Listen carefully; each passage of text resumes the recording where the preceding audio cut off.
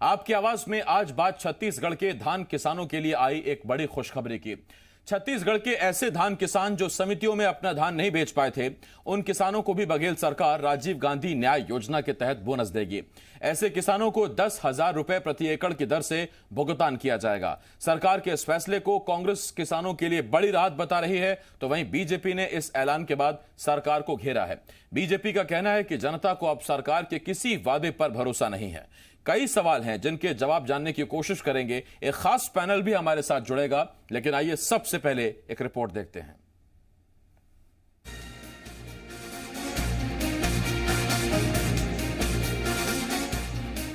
छत्तीसगढ़ की बघेल सरकार ने किसानों को साधने के लिए बड़ा दांव खेला है।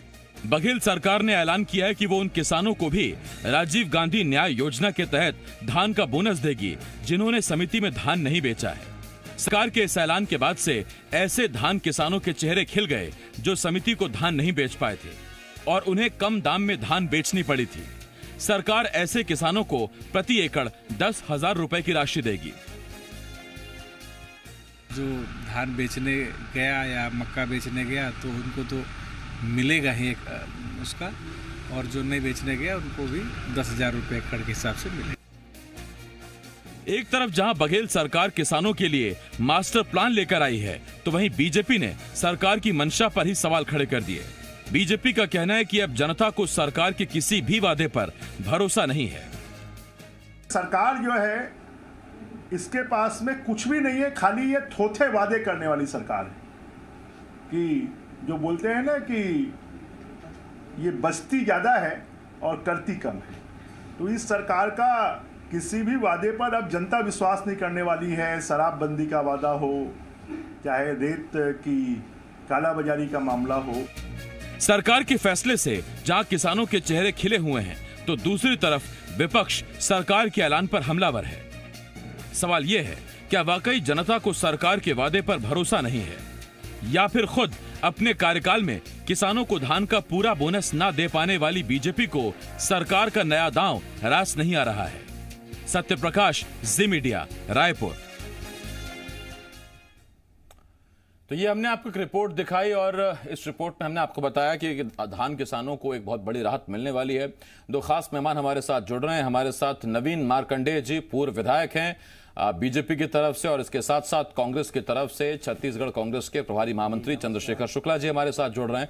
मैं आप दोनों का बहुत बहुत स्वागत करता हूं। देवेश तिवारी मेरे सहयोगी हमारे साथ जुड़ रहे हैं। देवेश, आपका भी बहुत बहुत स्वागत है। सबसे पहले चंद्रशेखर जी, बीजेपी कह रही है कि आपके किसी वादे पे भरोसा नहीं है जनता को, तो जरा विस्तार से बता दीजिए एक बार कि कैसे उन धान किसानों को भी आप राहत देने वाले हैं, खुशखबरी देने वाले हैं जिन्होंने समिति में धान नहीं बेचा।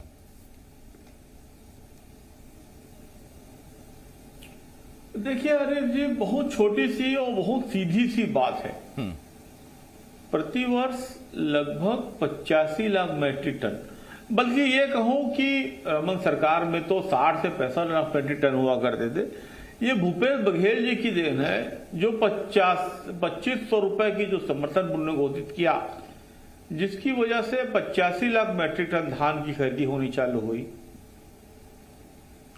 और धान की खेती के प्रति लोगों का आकर्षण बढ़ा और इन्हीं बातों को लेके अन्य लोग प्रेरित हुए। लेकिन कई लोग होते हैं, अधियारा होते हैं, जो अधियारा मतलब हमारे यहाँ रेग में लेते हैं, अधिया लेते हैं। ऐसे किसानों को पंजीयन नहीं होता है और ये लोग अपने जो जोतदार हैं, बाटनदार हैं, जिनकी जमीन होती है, उनके नाम से धान बेचा करते हैं।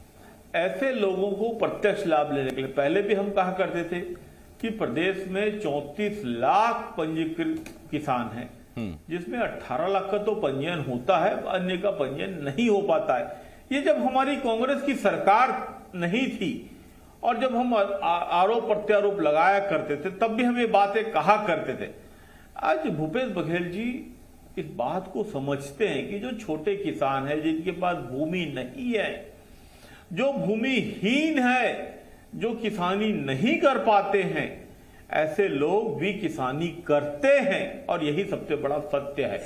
ऐसे लोग ज्यादा किसानी करते हैं। ठीक, चंद्रशेखर जी, अब मेरा इस पर आपसे अगला सवाल, किसानी करते हैं। अब जब आप इतना बड़ा बोनस देने जा रहे हैं, इसका मतलब आपको अर्थ भी चाहिए, आपको पैसा भी चाहिए, और लाभ देने के लिए राजस्व की, ये चंद्रशेखर जी, प्रत्यारोप नहीं हुआ करते थे, ये अब हमारा मूर्त रूप लेने जा रहा है। चंद्रशेखर जी, मेरा आपसे सवाल यह है, इतनी बड़ी योजना के लिए आपको पैसा भी चाहिए होगा। बीजेपी कह रही कम से कम शराबबंदी करिए जो आपने वादा किया, इसका मतलब अब जब आपको पैसा चाहिए तो शराबबंदी अभी तो होने वाली है नहीं।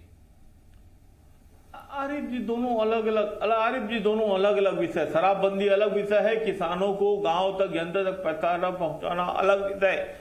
क्या भारतीय जनता पार्टी इस बात को कहती है कि गांव तक, किसानों तक, अन्य व्यक्ति तक पैसे ना पहुंचाया जाए? हम गांव तक, किसानों तक पैसा पहुंचाते हैं जिससे नगरों में खुशहाली आती है, और इसके लिए हम तैयार हैं। अब क्या भारतीय जनता पार्टी को इसमें भी आपत्ति है कि आम किसान को, मूल किसान को, बीपीएल किसान को, मूल छत्तीसगढ़िया को पैसा मिले? ठीक, मैं पूछ लेता हूँ चंद्रशेखर जी, पार्टी को इसमें भी आपत्ति है? आपके पास लौट रहा हूं, आपके पास है तो खुल के बोले। मार्कंडे साहब, आपके पास आ रहा हूं, और मेरा आपसे सवाल, मार्कंडे साहब, 2500 रुपए का समर्थन मूल्य देंगे, उसके बाद किश्तों में पैसा पहुंच रहा है। अब जब दूसरे किसानों के लिए कह रहे हैं कि जिनका रजिस्ट्रेशन नहीं हो पाया, जिसे खेतिहर भी कहते हैं, जिनके पास भूमि नहीं है, भूमिहीन है, मगर खेती करते हैं और समितियों में रजिस्ट्रेशन की वजह से पैसा उनको नहीं मिल पाता बोनस वाला, अब अगर वो पहुंचा रहे हैं तो उसमें आपत्ति क्या है? जी देखिए आसिफ जी, हमारा आपत्ति इस बात पर नहीं है कि कितना किसान को दे रहे हैं या किसको कितना दे रहे हैं, उस पर हमारा आपत्ति नहीं।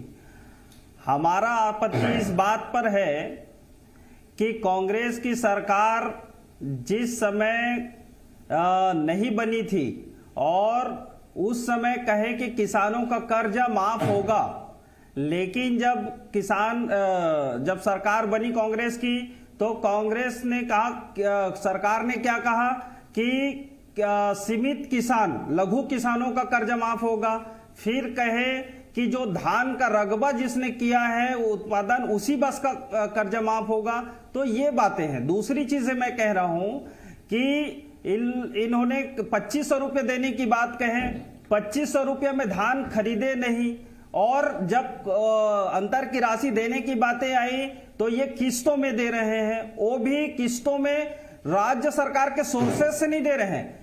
कि जब से सरकार आई है कांग्रेस की, तब से 4 बार 5 बार जो है कर्ज ले चुकी है, और कर्ज लेकर ही ये जो है दे रहे हैं लोगों को, ऐसा इन लोगों का कहना है। दूसरा चीज और है, मैं इसलिए कह रहा हूं कि अभी जो किसान भाई हैं उनको जिस तरह से खाद बीज जो मिलना चाहिए सोसाइटियों में, वो अभी नहीं मिल पा रहा है, इनके पास क्राइसिस है। दूसरा और चीज है कि इन्होंने सोसाइटी में जो धान खरीदी जो करते हैं उन कर्मचारियों के लिए जो उनकी जो कमीशन की राशि भेजना है सोसाइटी में, वो अभी तक के 2 वर्षों का नहीं भेजा है, और वो अपने वहीं के सोर्सेस से वो मजदूरों को दे रहे हैं। और तीसरा चीज ये है कि बिना सोसाइटी के जनप्रतिनिधियों के और सोसाइटी के प्रबंधन के बिना सहमति के वहां से एफडी की राशि और अन्य राशियों को ये सरकार ले चुकी है,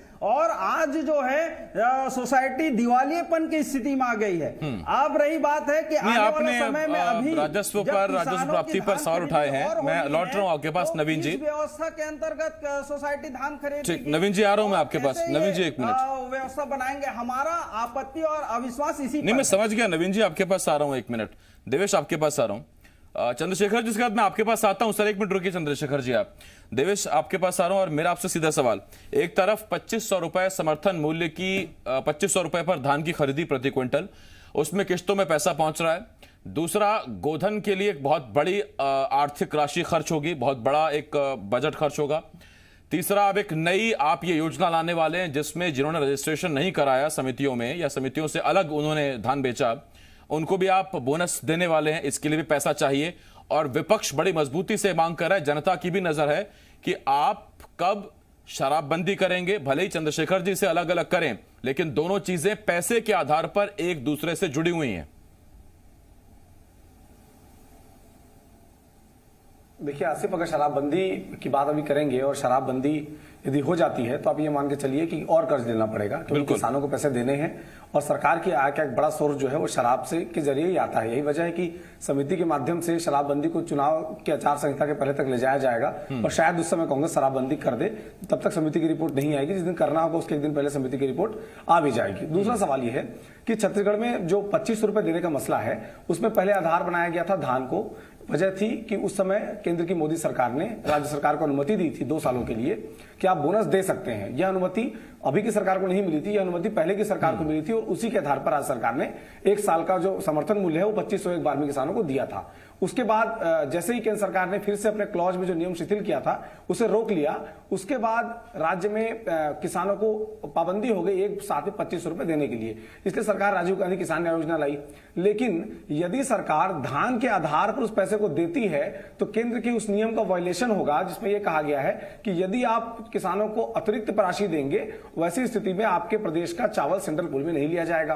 और उसी तरह से यही वजह है कि पैमाना जो है वो धान को ना मानते हुए जमीन को बनाया गया और अब जो है उस योजना को धान के पैमाने पर अगर दिया जाएगा तो नियम का वायलेशन होगा। यही वजह है कि बार बार राजीव गांधी किसान न्याय योजना में ऐसे पैरामीटर सेट किए जाते हैं जिसके जरिए ना तो उस नियम को वायलेशन हो और किसानों को जो वादा कांग्रेस ने किया है वो उसको पूरा भी कर सके।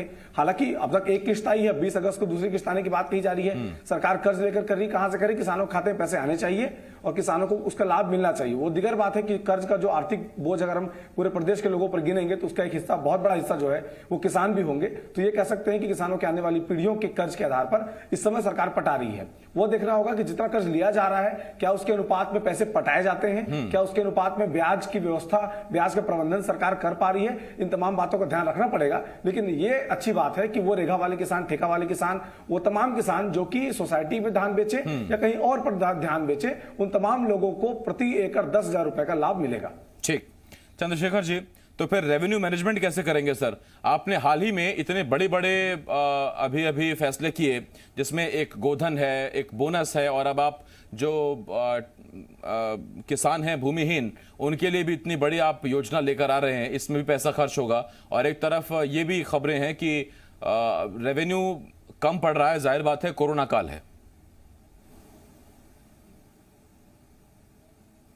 देखिए आसिफ जी, कोरोना काल में संकट जरूर है और कहीं ना कहीं मोदी सरकार की वादा खिलाफी भी है कि इन्होंने 15 अगस्त की रात को एक बहुत बड़ा सम्मेलन करके जीएसटी को संसद में पास कराया और इसको आजादी की दूसरी क्रांति बताया और आज भी कहा कि जो राज्य सरकार को नुकसान होगा उसकी भरपाई केंद्र सरकार करेगी।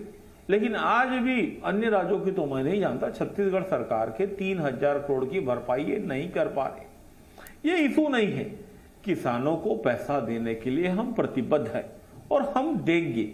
ये किसानों की सरकार है, हमारे 13 के 13 मंत्री किसान हैं, मुख्यमंत्री स्वयं किसान हैं और वो गांव परिदृश्य आते। पिछली सरकार में भले रहे होंगे बाहरी, लेकिन ये सरकार छत्तीसगढ़ियों की है और ये छत्तीसगढ़िया लोग इस बात को समझते हैं। और रही बात पैसे देने की, तो पैसा देने के लिए हम उतावलो भी है और तत्पर भी है और जिम्मेदार भी है और गंभीर भी है और देंगे। जरूरत पड़ी तो जहां से पाए वहां से देंगे। जिस प्रकार मोदी जी ने 2.25 लाख करोड़ की एफडी तोड़ दी रिजर्व बैंक की अपनी आवश्यकताओं के लिए, 2.25 लाख करोड़ की, और वो 20 लाख करोड़ का पैकेज भी नहीं दे पाया, उसका 8वां या 10वां हिस्सा। तो मैं आपको बता दूं कि छत्तीसगढ़ सरकार को कोई एफडी तोड़ने की जरूरत नहीं, कोई पूंजी तोड़ने की। हमारे राज्य का जो अधिकार है 1300 करोड़ का, 13,000 करोड़ का, उसी के तहत हम लोन भी लेंगे, उसी के तहत पूंजी भी देंगे, उसी के तहत पैसा भी पटाएंगे। रही बात सेंट्रल पूल की चावल खरीदने की, तो सिर्फ एक निवेदन है आज भी आपके चैनल के माध्यम से कि हमको एथेनॉल बनाने की अनुमति दे दें। एथेनॉल बनाने की अनुमति दे दे।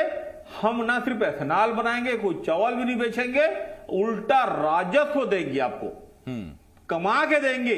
लेकिन मोदी जी डरे हुए हैं कि किसान आत्मनिर्भर हो जाएगा, किसान पूंजीपति हो जाएगा, किसान धनवान हो जाएगा और साथ में कांग्रेस का वादा पूरा हो जाएगा। अच्छा, ये जो चंद्रशेखर जी, फिर मोदी जी ये किसानों को किस्त देने वाले हैं, बना के देंगे और इनको कमा के देंगे, पैसा नहीं मांगेंगे, कमा के देंगे आरिफ जी। ठीक, चंद्रशेखर जी मैं आता हूं आपके पास। नवीन जी आपके पास आ रहा हूं। नवीन जी आपसे एक सवाल, आप कह रहे हैं कि इनके वादे पे भरोसा मत करिए। वादा तो आपने भी किया था साहब कि 300 रुपए बोनस हर साल आप हमसे लीजिएगा किसानों को। सरकार ने, केंद्र सरकार ने फिर बाद में क्लॉज की याद दिलाई, लेकिन उसके बाद आपने कोई दूसरा जरिया नहीं निकाला, वरना सियासत में जरिए और भी निकल सकते हैं किसानों तक पैसा पहुंचाने के। मोबाइल तिहार बनाया था। देखिए ऐसा है आसिफ जी, अरे सोलंकी साहब एक मिनट रुकिए ना। शुक्ला जी शुक्ला पूरा साहब। बोल रहे हैं तो फिर नहीं शुक्ला साहब एक मिनट रुकिए। शुक्ला अरे साहब भाई बात ऐसा है, मैं तो सम्मान करके तो मैं बीच में बोला नहीं भाई। नहीं आप अब आपके शुक्ला जी सम्मान का पूरा मैं बोल सम्मान रहे करता हूं। नवीन जी आप बोलिए। आसिफ जी, मैं शुक्ला जी बात- एक मिनट, हाँ बोलिए नवीन जी। मैं भी सम्मान करता हूँ नवीन भाई। मैं आसिफ जी मेरी बात है जी भाई, जो बातें आज हो रही है, जिस पर आज डिबेट हो रहा है, हम बात उसकी कह रहे हैं कि जिस तरह से वादा खिलाफी कांग्रेस सरकार अभी तक करते आई है। दूसरा चीज ये है, दूसरा चीज ये है, शुक्ला जी एक मिनट सुन लीजिए ना सर, आपकी बात सुने नवीन जी ने, एक बार सुन तो लीजिए क्या कहना चाह रहे हैं। प्रयास कर रहे हैं, कुछ आपत्तिजनक कहेंगे तो मैं खुद टोक दूंगा सर, भरोसा रखिए आप।